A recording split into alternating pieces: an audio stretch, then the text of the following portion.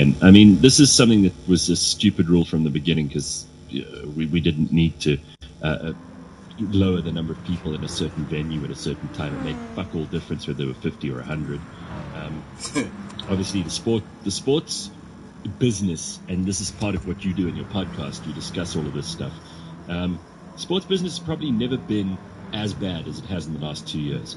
It's never been worse for sports in the world than it was in the last 2 years. The things that had to happen, the whole way that we watched, we behaved, we enjoyed, we didn't enjoy sport, it all changed. And now you reckon it's going to go back to where it was, or is that going to take a long time?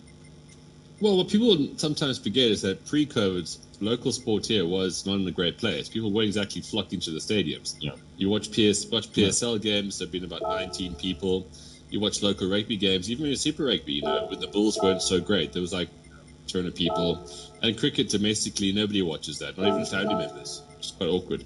So, yeah, I mean, I don't think it's going to be this miraculous thing. I think people have definitely missed it. And, since... I don't know what the criteria was, if you had to have a vaccination or a booster shot or whatever shit that was. But you could go back to stadiums quite recently, but there hasn't been a full stadium. And the Springboks haven't been seen live. When you think about it, they won the Rugby World Cup in 2019. Next Saturday is the first time that South Africans, their true fans, can actually see them in the flesh as world champions.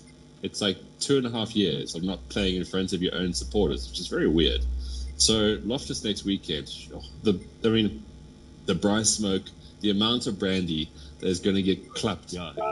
It's just going to be. I mean, it's going to be one of the joys. It's going to be like Rugby World Cup 1995 all over again, because people haven't been able to do this. All this pent up Bok emotion. Our team is great. We're playing Wales, so we should win. Yeah, Gareth, I'm so hugely excited, and the fact that. Okay, I mean, I'll never give government any credit whatsoever, because the people that take away the things should not be given credit for giving them back. But this whole thing about having to even have... So there's no need for a vaccination certificate. There's no need for a stupid PCR test, whatever it is. You literally go there as a civilian with a ticket that you bought with your money, and you gain access to a place. Now, isn't that weird? What I just described there is an absolute luxury. Yeah, this is the stupidity of the world we live in at the moment. Now you're meant to celebrate stuff that we had just 3 years ago and we didn't think about. There's an interesting question here. Somebody wants to know, Ben. Carl says, Ben, it's so nice to hear that those cold showers have helped your cough. Yeah, Carl, that's probably a joke for last week when I had flu. So, yeah, well done. I mean, the thing about comedy is all about timing. So keep it up. Someone, when we were talking about South Park just now, Kyle's brother was Canadian for some reason. Yes, they adopted him, I think. Kyle. He was. And then Kyle's mom, Congo Chris brings up Kyle's mom's a bitch, big fat bitch, biggest bitch in the whole wide world, stupid bitch, boys and girls, something like that. That was a great song too. Yes, those are the glory days of South Park. I haven't watched it for a long time. Is it still going? I watched it last year. It's still as good. It's just that everything's moved on now, when South Park started, there was no real internet, so they were the only ones that were saying certain things. Whereas now, because of WhatsApp groups and everything else that we expose our dark, dirty, sensitive humor to, that kind of stuff's everywhere. But South Park were the original, the best, and the fact that they're still going is amazing. Trey Parker and Matt Stone, those two are absolute geniuses. They really are. I have not been to a theatre for years, but the only time I made an exception was to go and watch their show, which was called, what was it? God, I've just forgotten what it is now. The Book of Mormon. It was based Book of Mormon. Thank you, Book of Mormon. God, that was funny. That was the only time I've genuinely enjoyed the theatre in my life. I mean that. There was a time where I tried to enjoy that stuff, but just like rugby, it's not for me. And then that one show, Book of Mormon, I love that. I suppose I really think like I they should make. All right, so apparently a lot of people saying that there are new South Park movies. There's a new South Park special that's come out. Terrence and Phillip have girlfriends called the Creek Sisters. Oh, great. Okay, that's terrific. Biden announced, going off script accidentally, the U.S. needs to raise money right now to fund the next pandemic lockdown, as the last one wasn't that successful. They're not even hiding it anymore. I wouldn't be surprised if that's true. I don't know whether that's true or not. I sent you the story yesterday about these two parents who had to take the kids out of school in San Francisco. I just want to quickly refer to this because I think it's interesting what's happening in America, because it could have repercussions for the rest of the world. You know, they sneeze, we all get a cold. These two parents took their kids out of this, or were forced to take their kids out of San Francisco school because the school is basically teaching gender theory to these kids, and you know, the whole concept of whiteness, and basically that they're going with all the leftist tropes, and the school is implementing them, and it seems that the board of the school are right behind this. These parents were like, hang on a second, my 8-year-old just came home and is suddenly gender confused. That wasn't the case when they left for school yesterday morning. That was the case when they came home from school yesterday afternoon.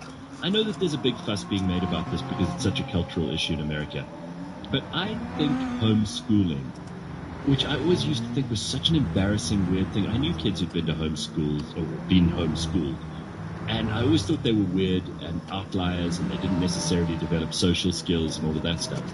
I'm looking at it now thinking maybe that's the safer route for parents. If you don't want your kids to be indoctrinated in bullshit anymore, especially in America, not so much a problem here. But the best thing might be to actually just take them out of the school system completely. Do you agree with that? I totally agree. Totally agree. Take them out of the school system and teach them martial arts as well, rather than gender studies. No, it's absolutely ridiculous. And I just think that the more this happens, the more we realize that teachers are becoming, well, you know, like, again, I always hate saying this because it makes it sound old, it makes it sound grumpy, but journalists used to have integrity. Teachers used to have integrity. Doctors used to have integrity. But they also get corrupted by this woke bullshit. Like, we saw doctors just turning on a dime when all their beliefs during COVID, they suddenly all started thinking the same way. And groupthink is a very dangerous thing. Same with these teachers now. The moment there's any sort of conflict, because we all know all this woke stuff, people are very aggressive. That's why the woke can never be reasoned with, because they're very aggressive and just unsavory people. So this whole gender thing is being, like, hurled into them. There's no discussion. It's just absolute aggression. And teachers are just going with the wind. So all they're thinking is like, well, I'm just going to tell this little shit anything until 2 o'clock and I get to go home and drink Chardonnay, so I don't care what it is. But that laziness is now developing so many social problems. See, I don't mind if adults are busy trying to indoctrinate each other, because if you're stupid enough to fall for really bad ideas, then you deserve go for it. I do have a problem. I have a problem with kids being, and I say this as a non-parent, but if you're busy putting bad ideas that are not true, that are anti-science, that are dangerous, frankly, and that will probably result in the kid who's absorbing that shit being less happy than when they didn't know about it. I think that's a kind of abuse. I don't think that that's good, and we shouldn't allow anybody, teachers, parents, nobody should be doing that to children. It's just cruel. It's cruel. Kids are going to have to put up with a lot growing up in the world of the 2020s. They're going to have to grow up with social media and bullying and pressure and competition from people all over the world. It's not this cocoon cotton wool world that some people want to imagine it is. Hard to be a parent too. What you don't need as a parent is to have some nefarious ideologue who is masquerading as a teacher, inputting really stupid ideas into your kids' heads while they're still soft. You wouldn't tolerate that if someone was trying to indoctrinate your child into a religion. You wouldn't tolerate that if they were trying to indoctrinate your kid into a cult.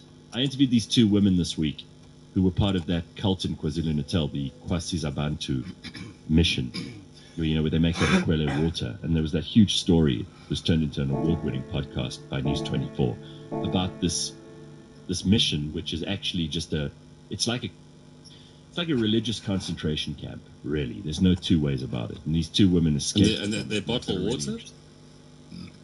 Well, it's part of their business. That's how they fund the thing. So they make that water. And you can hear the interview. We're going to put it on next Monday. And I'm surprised that we still have this kind of stuff happening in 2022, where there's information available about, how to not what things you should not do in a civilized society. And yet these things are happening. I mean, No, but Ruth says, Gareth, for example... I've got to stop you there. I've got to stop you there before we get to Ruth's message. Of course it's happening because people all search for belonging. And common sense and anything out of the window. Like, cults have been around forever and ever because they prey on people who are losers, who need association. That'll never change. That's just a human thing. People are lonely and worthless. They need to have some sort of association. Like and the thing is, like, you always give sport shit, but a far better part of the spectrum is guys putting on jerseys on a Friday and coming together because at least they can have some sort of association where they feel something. But they're not going to cults. No, I don't have a problem with that at all, Ben. I just choose not to be a part of it. I choose not to be a part of a lot of things because belonging is exactly the opposite of what I'm interested in, as you know. I know. I'm exactly the same as you on that. But you put up an interesting thread. I think this was on Twitter, but maybe you can explain. So it's from someone called Lou. And I want to go through this just bit by bit, and then you can comment on it if you'd like in the YouTube comments, and we want to hear what you have to say. This guy starts off, or girl, I'm not sure if it's a guy or a girl, says, some of you have done nothing. It's a woman. All right. So Lou says, some of you have done nothing with your life, and you're mad. You have a college degree and a smartphone with access to virtually anything, and you could barely get out of bed in the morning while you spit on people who built a whole world with nothing but a horse, a map, and an axe. You've made nothing with access to everything. You've conquered nothing. Hell, you can't even conquer yourself, so go tear it all down. Scream into the void about how unfair it all is. It's not that you've wasted your short time here, surely not. Carries on. This is all in a thread, right? Don't bother with your own legacy. You're busy shitting on the long dead who aren't here to care. Go and burn down every Starbucks. That'll show them. Torch the Target. Tear down every monument. Deface every memorial. But what have you built? What have you left behind? So take your benzodiazepine. Watch your porn. Get Uber to drop off your dinner. Buy an adult coloring book. Have sex with strangers to ease your crippling anxiety. It's not you. It's the system. It isn't fair. Go and cancel someone. Dox someone. They deserve it. You're the good guy. Don't write an epic novel worth building a statue to remember you. Go and troll 7-year-old problematic tweets. Ever on the hunt for a boogeyman. See, now you've accomplished something. Cancel everyone. You're a warrior now. A real hero. And lastly, whatever you do, never ever take a moment to self-reflect on your own failures. Never own them. Never take a hint of responsibility. Remember, you're just a helpless victim of circumstances beyond your control. This all means nothing. It's like you weren't even here. I mean, if that isn't screaming into the howling wilderness of so many people's misery, I don't know what is. What do you make of that? Well, I just think you put it on Instagram. I saw it on your feed, so you agree with it. Yeah, of course, and I think it brings up so many good points. But I like whatever Lou's put in there as a thread. We talk about this kind of stuff on an ongoing basis in the show, which brings you to the conclusion that as a race, as society, we have unfortunately peaked, and therefore we don't know what to do. That's why all this gender crap's coming in. It's the end of civilization as we know it. It really is. It might not mean that we're all just going to be set on fire and there's going to be a meteor hitting the planet, but we as a human species has completely peaked. Like if you look at our days today, Gareth, we don't need to do anything. We can gladly sit at home. The world will carry on. If about 100 years ago, if say we didn't go out, then I don't know, barbarians would have raided our village and raped our women, or a road wouldn't have been built, or cows wouldn't have been sort of like killed so nobody would have eaten. Nothing will change if any of us, except for doctors maybe, stay at home today. Nothing. So we have pretty much pointless lives. We really do. Obviously, there's another extreme. Like, we can still be good about that. We can still be decent people. We can still try to find ways for adding. But ultimately, we've peaked. I mean, what else do we need as humans? Nothing. That is why we sit at home watching TV and ordering food that makes us fat, because humans don't need to do anything anymore. Always comes down to that. So this whole bitching about gender things, because you've got nothing else to do, because there's nothing else to do. Yeah, I see a lot of people whose lives, I was talking to a friend of mine and she was saying that she went out for dinner with somebody this week, and this guy just he kept sending the food back, complaining that the chips weren't crispy enough, or that the steak wasn't done to exactly the level of cooked or raw that he preferred, and he was complaining that the lettuce wasn't the right kind of lettuce. I thought about it. I thought, somewhere in that story is somebody who's just like they're looking for a purpose. They don't have a reason to live at the moment, so this becomes the purpose, because we live in such a civilized, such a fine-tuned, such a comfortable world. Some people anyway. I mean, there are lots of people in the world who do not, and God bless them, because they'll actually have character and personality. But if you send food back to the kitchen 2 or 3 times, like, you don't really have a reason to live. You've exhausted the purpose of a life. Even if you have other things that still excite you, the fact that that's become the thing that you want to be known for, that's the thing that you are comfortable in inflicting on a restaurant staff. It drives me crazy. Well, you're also stupid, because by the second time round, they're all splitting on that. Yeah, I think so too. I think that's what's going to happen. All right, well, we're going to meet Thapelo Mokoena, who's well known to people in South Africa. He's a well-known SAFTA award-winning South African actor. He's also been known as Quinn in Trackers, Fatini in Wild at Heart, William in Bulletproof, JK in Ayeye, and Axe in Nothing for Mahala, among other things. He's a Sotho man raised by a Zulu mom, born in a small town called Ladysmith under the Mkamba tree on his way to hospital. It's a beautiful story. He's also from the same town that boasts the birth of the legendary Ladysmith Black Mambazo, who went on to make us proud all over the world, Sugar Boy Malinga, Menzi Ngubane, and a whole lot more. In addition to his work as an actor, Thapelo is also a wine producer, a restaurateur, so we can ask him about people who send food back to the kitchen 3 times, and an all-round African ideas man. So we're going to speak to him about what he's doing at the moment, and he's also interested in survival and kind of what we can do to be better human beings. So good reasons, all of those, to have him on the show this morning. Thapelo Mokoena, how are you, sir? Yeah, let me just bring him back. Good morning, top of the morning. Yo, top of the morning, gentlemen. I'm very good. I'm good. Right. Hey, man. It's nice to see you. Gareth, good to see you, my brother. I always look forward to chatting with you. Your mind interests me. You're one of those people. I'm always like, this is going to be explosive. I'm happy to be here. Well, I'm happy to have you on, but it sounds like you have expanded your field of expertise and the number of things that you're involved in. I mean, you've got a restaurant, you're a wine producer. Tell us about all of this, because usually actors, they stick to their knitting, because I don't want to be rude here, but a lot of actors I know don't really have anything else that they can do. And I know you're a man of many talents, so you were never going to be one of those. But these seem like quite disparate things. Yeah,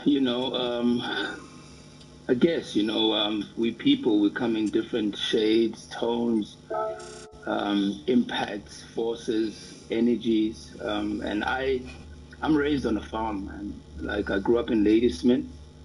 Like you mentioned of my birth story, I was born at home in the Bundus, in the rural areas of Ladysmith. I couldn't wait to get to hospital. And I grew up herding cows, for the first 5-6 years of my life, like on a farm, milking cows, fetching water. So the idea of being a working family was entrenched very, very early on in my family. I'm raised with my 4 brothers, a family of 5 boys from my mom and dad. And really, the one thing I remember from when I was a kid is that my family just really worked hard. My dad, with the standard 4 education, God rest him, the kind of things he achieved, because he was the person we had front row seats. His life was, we had front row seats to his life, and we watched this man who really didn't have an education sort of do the most amazing things, founding the National Soccer League in this country, forming a professional football club out of nothing, Used to sell milk on like a donkey cart, to eventually driving trucks, to eventually buying his first football club. So I credit all of that to hunger and having seen one of the greatest examples of resilience and going against the grain, during a very oppressive time. That man achieved things that I can't even believe he did. But, that was an example for all of us, my brothers and I. So the whole business interest, the entrepreneurial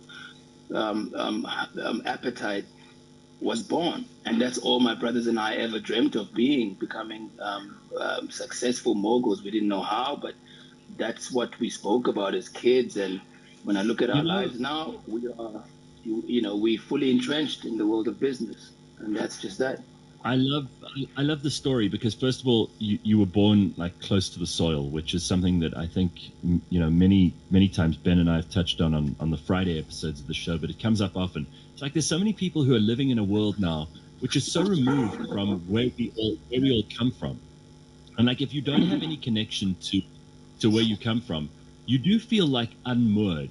You feel like you don't really have a harbor to go back to when you're out in the wildness of the sea. It seems to me that a lot of people were never taught how to grow stuff on the land. They were never taught how to herd cattle. They were never taught, Yes.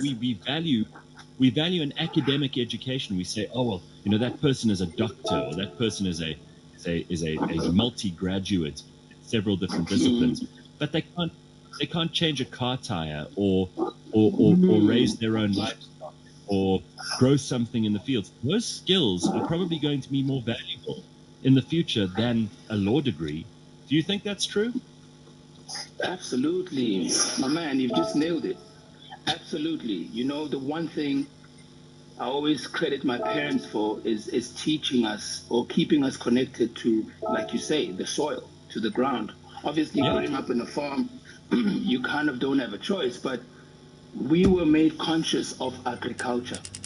When I was growing up, there used to be a whole class or what you call it, a whole class on agriculture, on working the soil, on seed and planting. I don't see that in our syllabus at schools anymore. And as a funny story, I always say this to my Joburg, to my city friends. I'm like, the one thing I think that has been a blessing in my life, especially as an artist, is I was really blessed with perspective. I travel the world, I live in a city now, but I've got so much POVs from other facets of life, like from a farming aspect where there isn't much electricity, where there isn't much, technology, but just the basics. And speaking of what you touch on, my brothers and I, my mother would section out pieces of the field for us and would give us seeds to grow different sort of vegetables, and we all had to take care of our little patch of the garden throughout the year. We all had to learn how to rotate the soil so we could change, little patches the following year.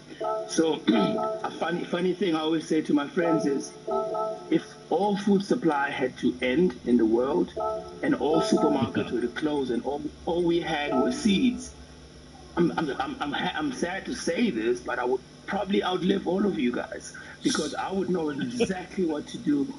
I would know exactly what to do. I promise you, with a pumpkin seed, I'd know exactly how to plant potatoes. I'd know exactly how to get some carrots off the ground. So it is a blessing. And you're right, Gareth. That conversation is not top of mind anymore. And the way things are going in the universe, we're going to need to have these conversations a bit more. I'm right. Incredible, these are the skills man. we need. I mean, this is something you brought up a couple of times, right, Ben? Yeah, exactly. But all of those things you talk about there are hard work. And that's another thing that they always gravitate away from that. Like, screens are so easy because they tell you everything. Tilling the soil and learning about seeds, that's dirty. That's a long time ago for a lot of people. I mean, we've sort of, walked slap bang into the middle of a world that is all about convenience. So how quickly can I do it? How quickly can I get the six pack? How quickly can I dye my beard to make it look like it's naturally gray? Like, to give it a natural. No, sometimes these, Gareth, you laugh. I get that all the time. Guys are hitting me up on my Twitter DMs. Hey, bro, how do you get your beard that great? I'm like, how do I tell you this? I hate to break it to you. This is just God at work and like genetics, you know. And people want a product. People want a product. So yes, we do make a lot of money off convenience. Yes, we do make a money off me being able to get a product, my wine to you in under 48 hours. But yes, What's your wine if you called? compare it, my wine is called Nero, Nero. The Nero varietal, the Nero grape. Yes. Yeah. Listen, yeah, dude, can I just ask you, while we're talking about you, I just want to quickly, this is really cool. There's this new horror series which is called Pulse. Pulse is on Showmax, and you have a role in this. Just tell us about Pulse and tell people why they got to watch it, because it sounds like a very cool series. Yeah, so 21 years in this acting career, thank God it's been really fruitful. And it really feels like I've been in the gym for the past 21 years, or rather 20. And walking onto the set of Pulse felt like my first day at work, because I feel like, the experiences I've had in this career. Hello? Sorry, Sorry, man. we got you back. No, we got you back now. So just pick up where you left. You were saying it felt like the first day on the job when you went on the set of Pulse. Absolutely. It feels like my past, 20 years have been a warm-up. And like a friend of mine likes to say, practice makes permanent. I feel like I've been practicing to get to this point in my career where I can take these leading man roles and really carry a story from beginning to middle to end. And Pulse is exactly that. We shot Pulse in Mauritius last year, spent 4 months on the island. It's a survival horror series. We're in the world of gaming, international gaming company run by my character, Errol. And these are a bunch of gamers who are about to introduce a reboot to the world. And this is the reboot of the Pulse game that has an opportunity and a chance to change their lives for good. Everything is going well. They're almost done with the design. They're about to present it to the publishers. Something goes wrong. And this is the world we're in. And, not being a gamer myself, but obviously being a performer and being method and going into the world, I really respect this world and how it translates and how it exposes us to people's psychological positionings is really beautiful. And I think everybody can find themselves in each of these characters, if not all of them. So it's really, really interesting. Came out yesterday, and yeah, you guys should check it out. Definitely. I mean, especially if it's just come out now, I've heard good things about it. Showmax is where you will find Pulse, and you can go and watch the brand new horror series Pulse. Acting and producing in South Africa is a pretty tough business, but I mean, you really have had an amazing career. I've got to ask you this too, because people are now talking about the beard. You brought it up. Congo Chris says, as a fellow salt and pepper natural, I also get hit with that question about how to go grey. Tapelo isn't making that up. There used to be a time where people didn't want to show that they were older because grey usually was associated with old. But you've got this young face and then this grey beard, and the contrast is probably what gets people thinking that it's fake. Do you get a lot of questions about your age? Yeah, absolutely. All the time. I'm 39. I'm about to turn 40 towards the end of this year. I get it all the time.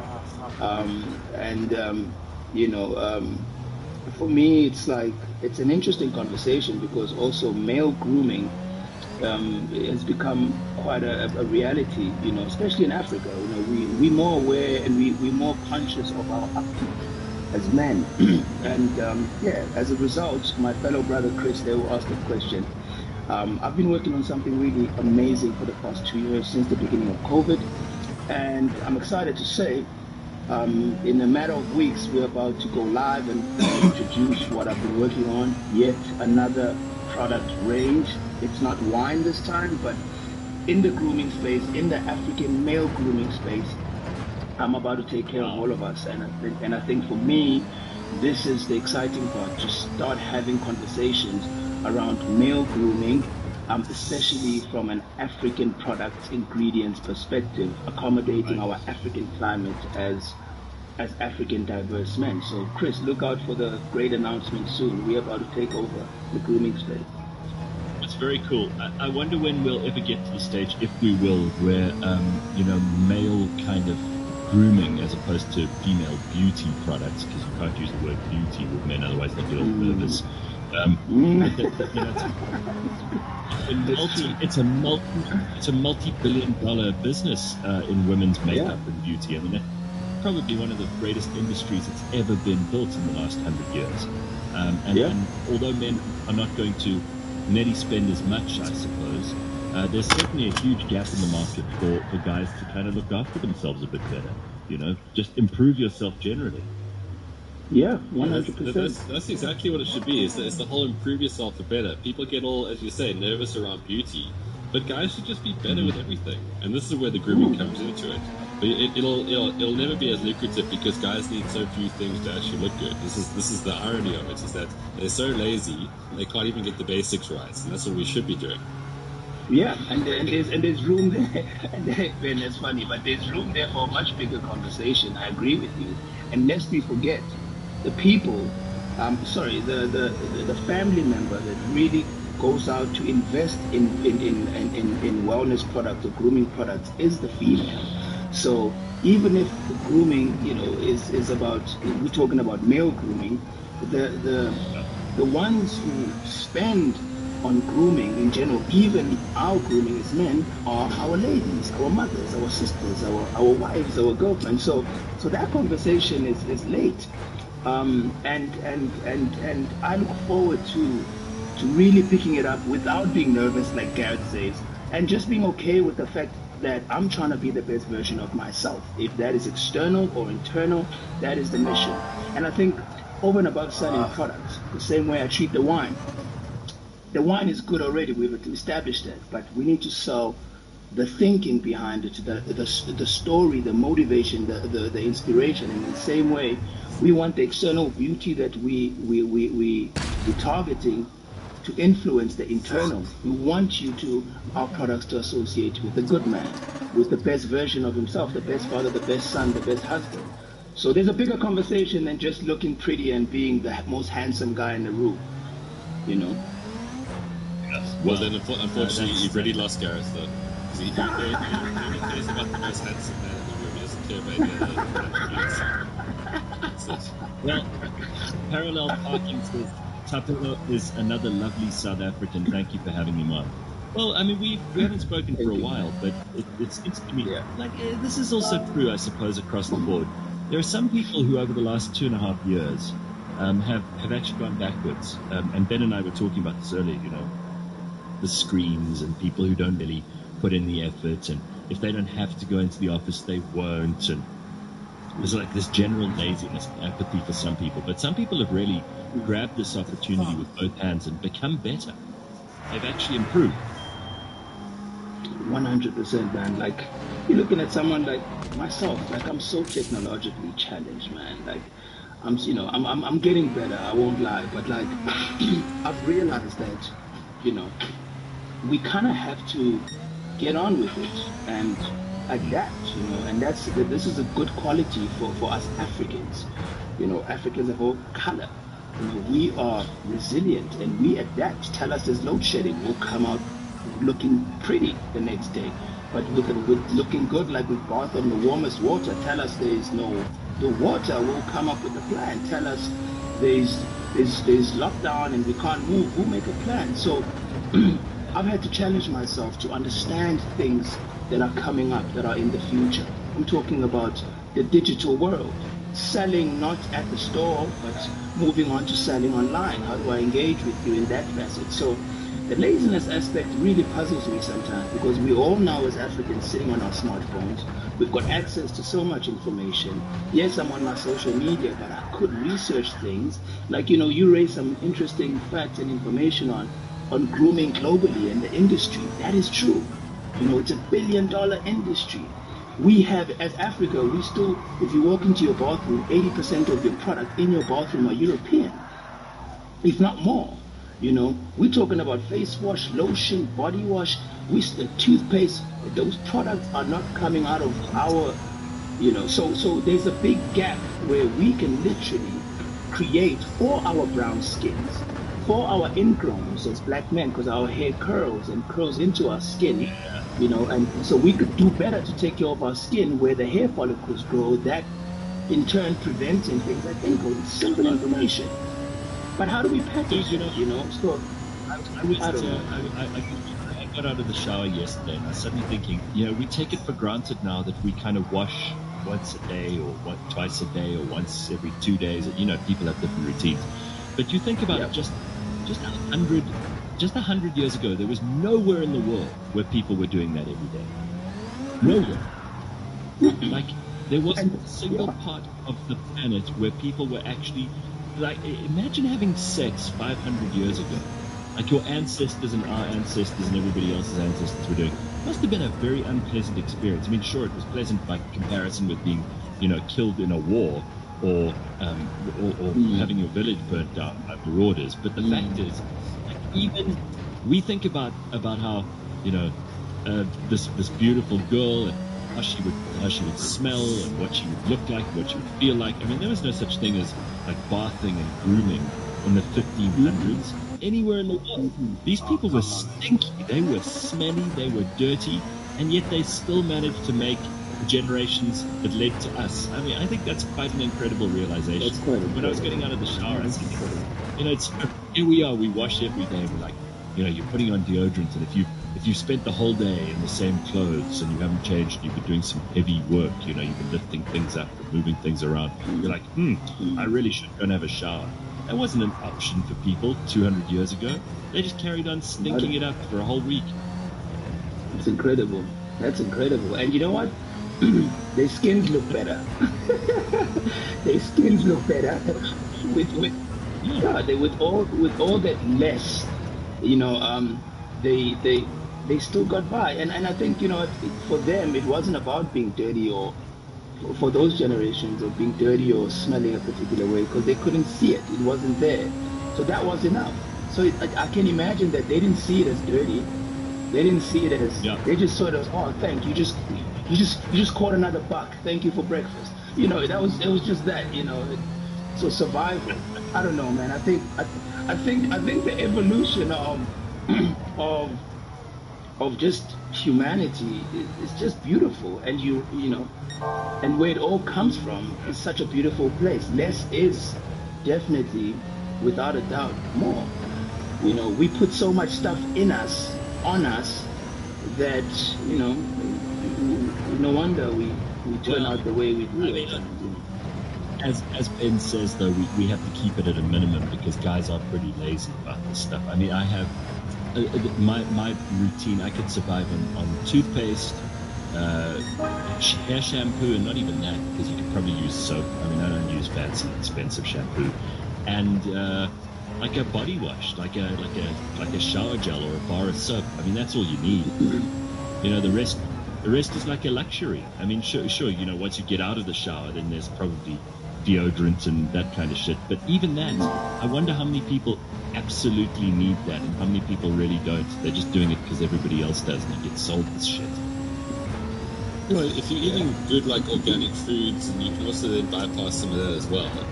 There are some people who believe that toothpaste is actually really, really bad for you, and they get away from that. Yeah. Because they say that fluoride's really bad for you.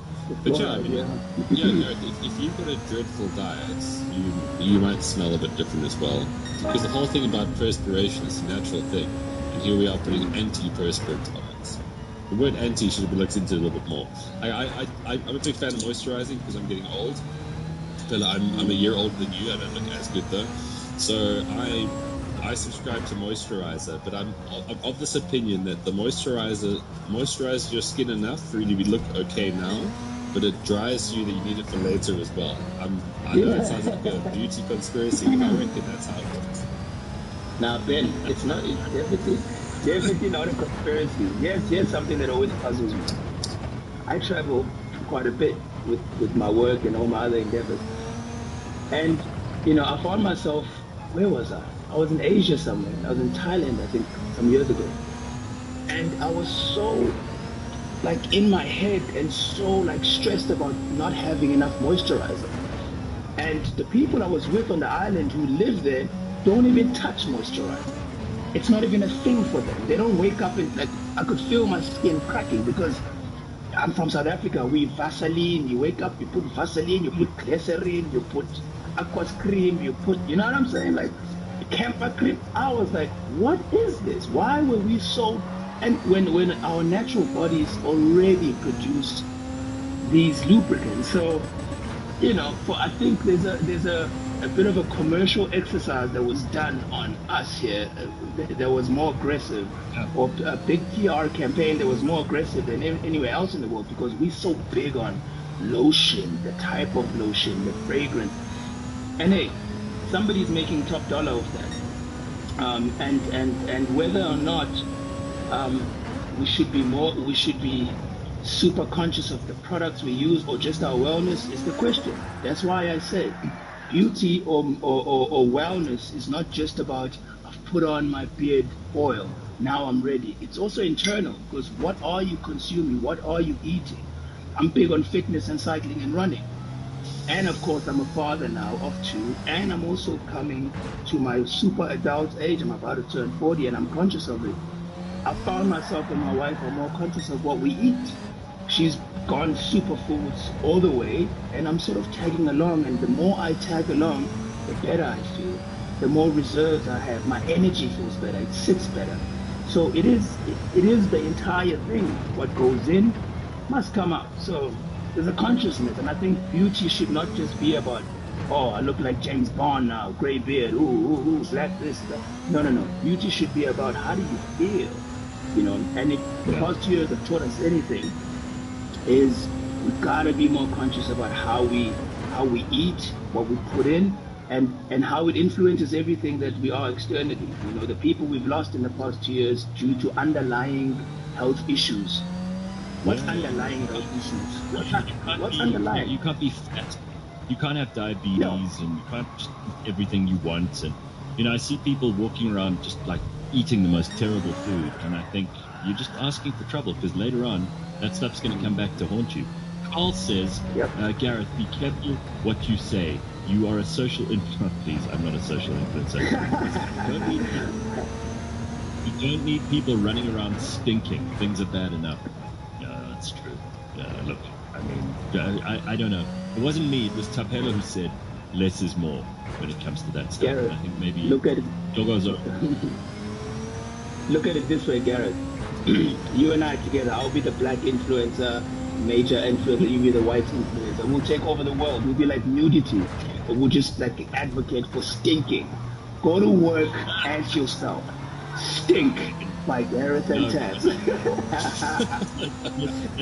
Yeah, I'm not a fan of stinking, but I do think that it is pretty important that people have perspective on this stuff. Like, there's some people who will say, I have to have 2 hot showers a day. Like, actually, it's a new thing for you. But Gareth, I want to get back to the really unsavory mental image that you had of sex 500 years ago. There is merit in people having their own sort of smell, and that is attractive to a mate. So back then, you would have, because people weren't so cosmetically minded, there was no breast augmentation, there was no one doing killer squats for killer buns. So smell was probably one of the major attraction features, because everyone looked like cottage cheese back then. Nobody was really doing aesthetic enhancement. So the smell, the whiff that you speak of might have actually been the best thing. Yeah, maybe that was part of the turn on. Interesting. Yeah, because now guys always talk about boobs, they talk about ass, all that kind of stuff.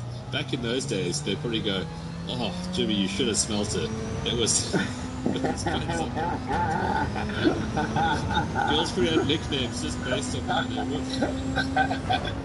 The potency. Like onions, but not so bad. I like that because I really like it because hey man, we are of the animal world, we are. Exactly. We are like who are we to just because we now know we overloaded with information, who are we to discredit that? That maybe was how you sent a signal to a girl. Maybe that's how a girl identified you as the best hunter, because you were just potent, boy. You just, you had a potency about you. There was a funk that just, really said you've killed 4 bucks this week. Like I don't. Hey, like I really think there's something to that. Like blood and getting back to the camp with your fresh kill on your back. Boy, There must have been a point in human history where that was a more attractive proposition than the really clean dude who'd been washing in spring water all morning but had never caught anything for the last 3 days and relied on it. He got nothing. yeah, that boy was useless. Right? He was like Mumish of the week. In fact, take me back, man. Take me back. I think I do well. Just give me seeds, I'll plant some. See, this is all so much more interesting than listening to beauty tips, really. This is how we should engage and talk about beauty, gentlemen. This is it. Imagine a campaign. Imagine the ad. Before and after. But what are we selling? Because what we're really telling people is you don't need any of this stuff. So maybe we should shut up right now because you're about to launch a men's range. So if we stop now, it'll help sell the product. Because you're not gonna sell anything to people to say, stay smelly, go out there, let the funk build up over a couple of days. Don't wash every morning and wash every 3 mornings or whatever. No, definitely. We're arguing this. No, but I mean, obviously, Okay. the whole thing about this is selling towards city people. What we're talking about is people who are going away from the city. Buy products in the city by all means. I want to go more rural. And also, Gareth, what we're saying here, in addition to what Ben is saying, I think the ultimate message is here: stay true. Stay true. Right. That is the ultimate. Yeah. I think the takeout is stay true. Be freaking true to you and yourself, and I think my products, will definitely communicate that because of how I've approached the ingredients, of how I've approached the we'll talk about it soon enough, but it's about staying true. Can I ask you quickly, do you still have the family farm in Ladysmith, and do you live there or do you go there often? Like, what's the story? Because that's a beautiful legacy. I obviously want your kids to inherit it one day as well. I mean, how much attachment do you still have to the land? Quite a lot, Gareth. Quite a lot. Yes, we do. We still have, we still have our home. Lost my grandmother at 94 last year, so she's, the matriarch of the family is no longer here. She's the woman who delivered me from her daughter, my mother. So we still have it. I go there regularly. The tree I was born under has been cut down now, I think 3 winters ago. But I still go to that little area where my umbilical cord was thrown. I go there with my kids. I take my wife there. I'm quite rooted and connected to that home. That's like Big Mama's house for us, and we want to keep it alive. My brothers and I, we do events there for our little cousins and family members. And I think for me, that root is something I really don't want to let go. It's a one advantage I have over the world and over society, because things are moving so quickly. Whenever I'm done with all my shows, I just go there. There isn't much signal going on there, but there's mountains and the fresh smell of the Drakensberg right next to us. It's northern Natal, so I treasure that area so much. That's why I'm asking about it, because I think that is massively important. I'm going to say goodbye to Ben. He's got to run, but George Meany's here, the CEO of Auto Trader, and he's got some stuff to tell us. Bye, Ben. Hi, George. Bye, everybody. Great weekend. Cheers, Ben. Cheers, Ben. How you doing, George? George, how you doing? I think he's on mute. There we go. I was on mute. I'm good, and you, Gareth? Oh, good. Awesome, man. What's been happening? What can you tell us this Friday morning? Well, Gareth, the first thing is that it has now become cheaper to ride a horse than to drive any car. I knew it. Talk about staying true. We're going back in time. I love this show. This is a good one. No, listen, George, there's a theme going on here. I mean, everything Tapelo and Ben and I were talking about before is about like the things that we could be doing better that our ancestors were doing. And it sounds to me like you've hit the nail on the head here with this horse thing. So the price of fuel is now so high that it's cheaper to actually buy and ride a horse. Yep, and cheaper by more than 50%. So some crowd in the United States did a study, and it costs roughly around $5,000 to maintain a car, and about a $1,000 for insurance. And then another $1,000. That's about $7,000 a year to run a car. Whereas it costs the average cost of a horse is anywhere between $500 and $2,000 per annum. So less than half the cost to ride a horse, Sure. And very dependent on hay prices. You've just depressed me. You've just depressed me. Don't you wish we still had horses instead? Why do you say no? I do. I'm not kidding. All right, sounds like Tapelo's in a bit of he's a bit of a delay here. All right, what else have you got for us, George?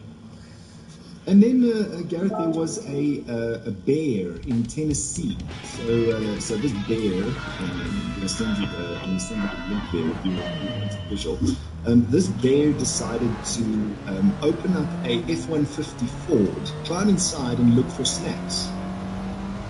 Now, the funny thing is this bear didn't destroy the car. He actually opened the car like a human being, got into the car, opened up the glove box, found a packet of M&Ms, took the packet, got out of the car, and then attempted to open the packet of M&Ms. Are we sure it wasn't an M&M commercial?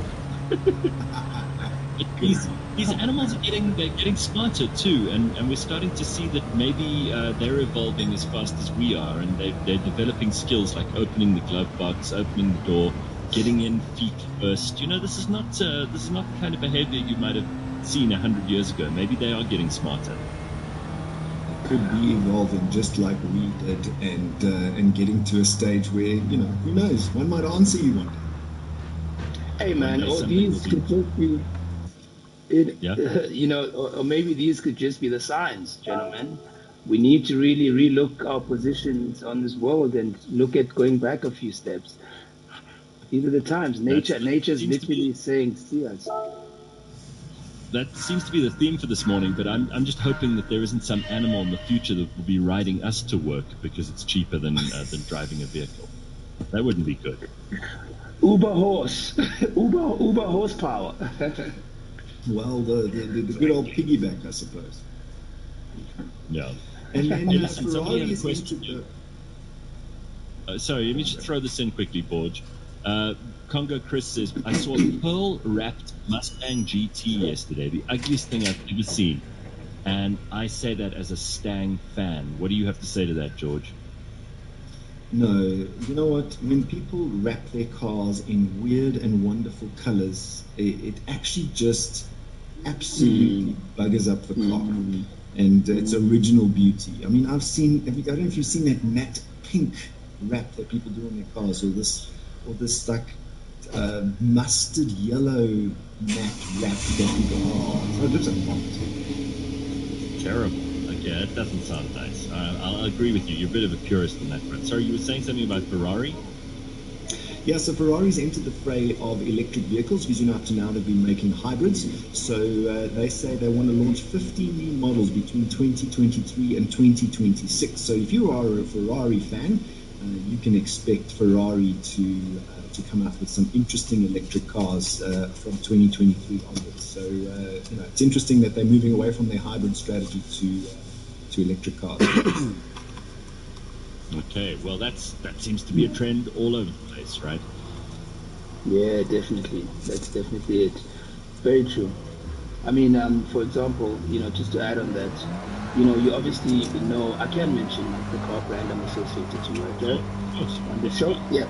So, I'm a global ambassador for Volvo, and been so for a couple of years now. And it's amazing, to add to what my brother there is saying, the electric car sales have gone up in the past month by 60%.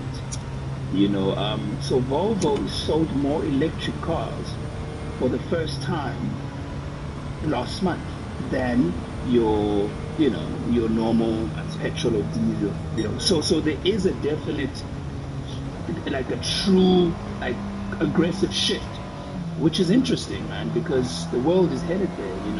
I charge my vehicle. I've been charging my vehicle for 3 years.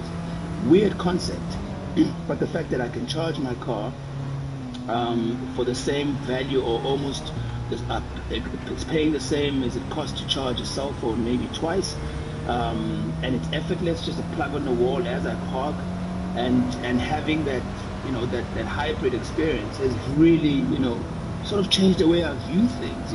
Even when the petrol goes up, I'm like, it's horrible, but like I'm like, at least I can just I can use a bit of electricity and balance it out, and it works. It's insane. You are speaking George. You're speaking George's language. He loves this. I mean, it's fascinating, Gareth. I'm so traditional, Gareth. Like, I even forget to charge my car, and I don't have enough money. I'm like, why didn't you charge the damn thing?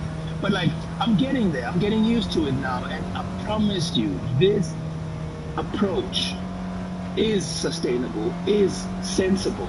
It's just that obviously we are people, and we are stuck in our ways. And maybe we're going to ride horses. Yeah. Well, Yeah. What else you got for us, Coach? And then finally, Gareth, I don't know if you've heard, Mercedes-Benz South Africa has recalled 13,159 cars sold between 2006 and 2019 due to possible brake failure concerns. So inside one of the cylinder housings, there are bolts that potentially are rusting. And so if you have a Mercedes-Benz manufactured between 2006 and 2019, phone Mercedes-Benz or go onto their websites and go and have a look if you want those. That's a massive gap. That's a massive timeline. That's huge.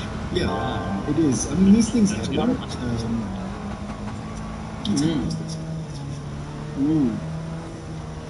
Sure. Thank you. All right, well, gentlemen, I'm going to have to call us to order at the end of the show. It's already 8 o'clock, and I appreciate both of your time. George, always good to see you. Tapelo, great to catch up, man, and I hope we get to see you in person soon. Keep doing the great work that you're doing. Don't forget to catch Tapelo on a brand new series, which is called Pulse. It's on Showmax. It's a horror series. He has a leading role in that. You need to watch it. It's amazing. By all accounts, everybody's telling me it's a winner. And great to see you, dude. We'll catch up soon. Much love, Cliff. Great to see you. Salute, my bro. And can't wait to catch up with you soon. I'll send you some wine. Sure. Thank you. That would be very nice. Cheers, everybody. George, have a good weekend. Cheers.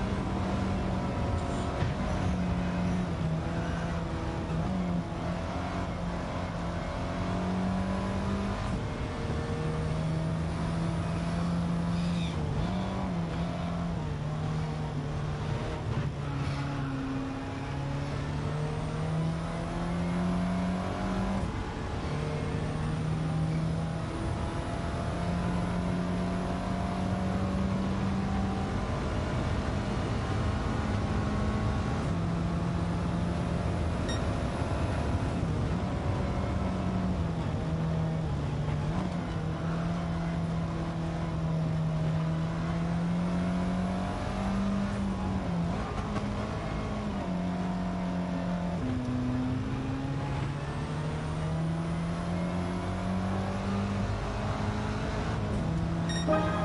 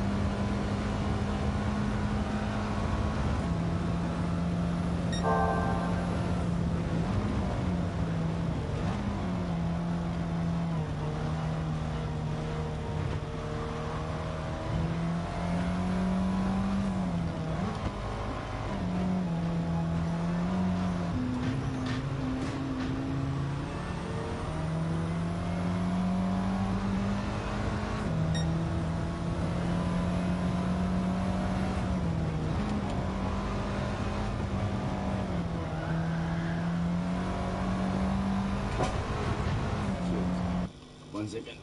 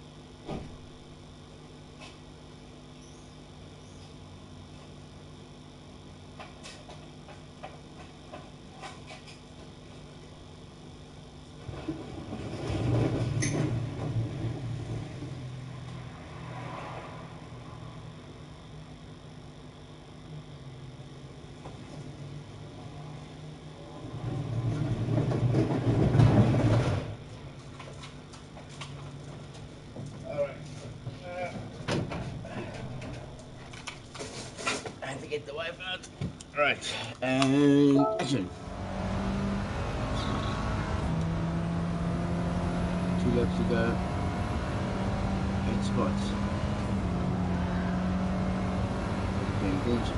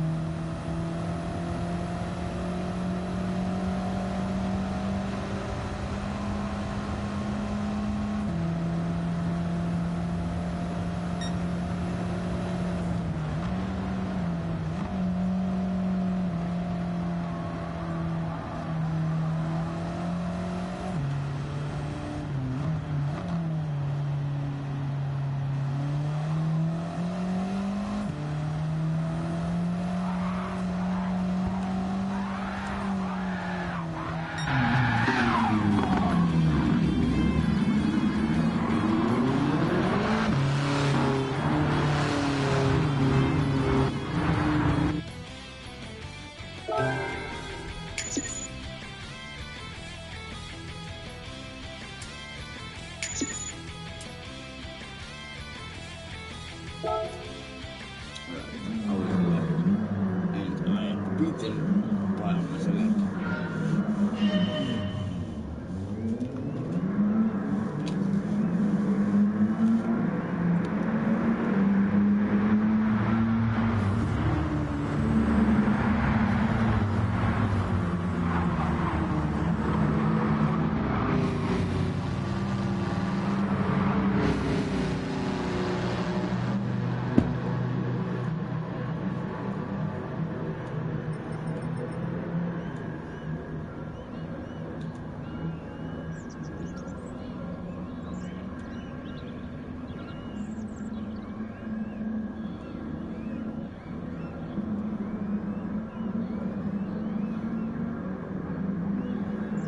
Like a 2 minute start.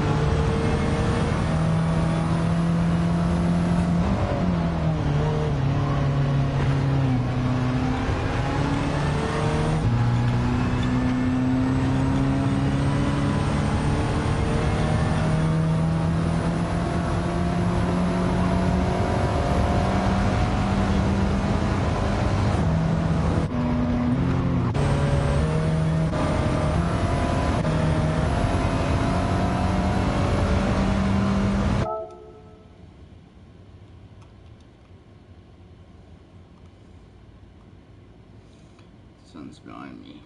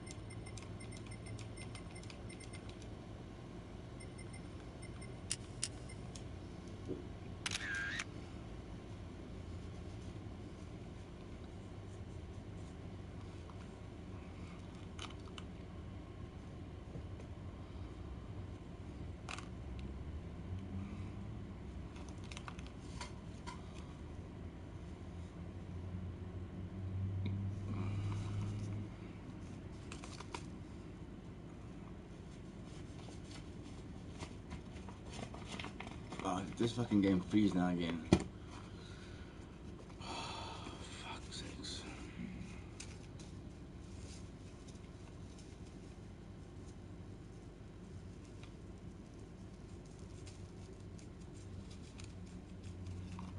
Anyway, 9 o'clock is Rocket League.